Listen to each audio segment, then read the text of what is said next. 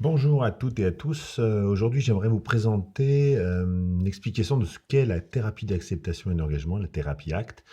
C'est vrai qu'on me demande toujours, Yannick, quel est ton métier, qu'est-ce que tu fais? Et c'est vrai que c'est toujours difficile d'expliquer en un temps assez bref et de manière assez simple. C'est pour ça que j'ai choisi aujourd'hui de vous l'expliquer en dessin. Donc, quel est mon métier? Qu'est-ce que la thérapie d'acceptation et d'engagement selon moi? Mon boulot, moi, c'est de permettre à mes patients d'avancer en direction d'une vie riche et pleine de sens, en direction des gens qui comptent, en direction des loisirs qui comptent, en direction la santé du corps, la santé de l'esprit, enfin tout un tas de choses qui puissent être importantes pour nous. Ça suppose déjà deux choses. La première, c'est qu'est-ce qui est important pour moi dans la vie? Et parfois, on se rend compte que, imaginons si on avait fait de la course à pied tous ensemble, si on va courir, mais on ne sait pas vraiment pourquoi, on va être essoufflé, on va avoir mal aux cuisses, et si on n'a pas de direction, on est peut-être moins apte à tolérer tout un tas de difficultés. Sauf que si on vous rattrape et qu'on vous dit, bah, en haut d'une montée, il y a une ligne d'arrivée, il y a des gens qui comptent pour vous, il y a des choses, je sais pas, il y a 1 million d'euros pour sauver les enfants de la famille ou pour délivrer vos enfants d'une prise d'otage, comment courez-vous?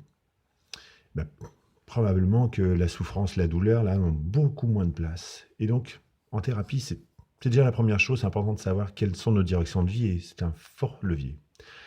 La deuxième chose, bien évidemment, c'est de savoir ce qu'on peut faire pour se rapprocher. Tout à fait logique en tant que psychologue d'aider les patients à faire ça. Ceci dans le moment présent. Parce que, en fait, il y a des obstacles. Alors, il y a des obstacles physiques concrets. C'est sûr que j'ai des gros cailloux, si j'ai pas mon permis, si j'ai pas de téléphone, ça me semble compliqué d'avancer en direction de ce qui compte. Sauf qu'il y a des obstacles invisibles. Des obstacles invisibles, de telle sorte que quand ça se pointe, bah, ça m'empêche d'avancer. Ces obstacles, ce qu'on appelle des pensées obstacles. Parce que je me dis des choses est un obstacle. Je me dis que je suis nul, c'est compliqué d'avancer, bien évidemment. Des émotions obstacles.